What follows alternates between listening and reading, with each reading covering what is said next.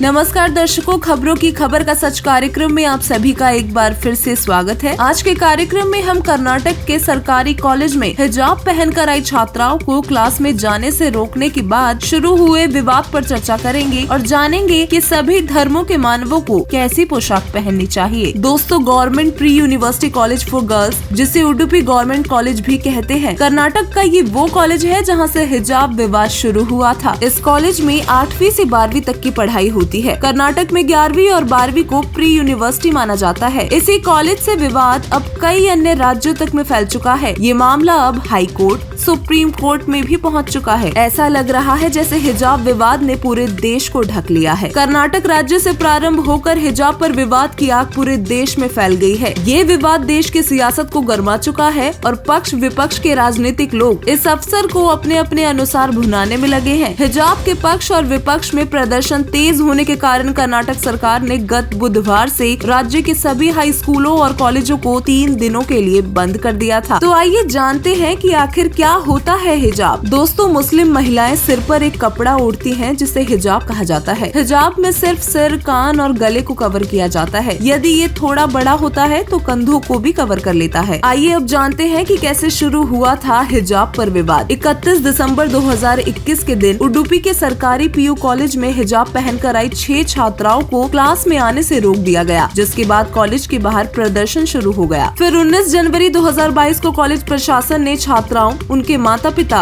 और अधिकारियों के साथ बैठक की, जिसका कोई नतीजा नहीं निकला। 26 जनवरी 2022 को फिर से बैठक हुई, जिसमें उडुपी के विधायक रघुपति भट्ट ने कहा कि जो छात्राएं बिना हिजाब के नहीं आ सकती वो ऑनलाइन पढ़ाई करें। 27 जनवरी को अगले दिन छात्राओं ने ऑनलाइन क्लास अटेंड करने से इनकार कर दिया। 2 फरवरी को उडुपी के ही कुंडापुर इलाके में स्थित सरकारी कॉलेज में भी हिजाब विवाद गरमाया। हिंदू छात्र और छात्राएं हिजाब के जवाब में भगवा गमछा पहनकर कॉलेज आए और धीरे धीरे मामला बड़ा होता चला गया और अब ये मामला केवल कर्नाटक तक ही सीमित नहीं रहा। राज्य के स्कूलों और कॉलेजों में हिजाब पहनने देने की अनुमति मिलने की मांग को लेकर 4 छात्राओं ने कर्नाटक हाई कोर्ट में याचिका दायर की है। इनमें आलिया असादी, बीबी आयशा पलावकर, आयशा हजारा अल्मास और मुस्कान जैनब भी हैं।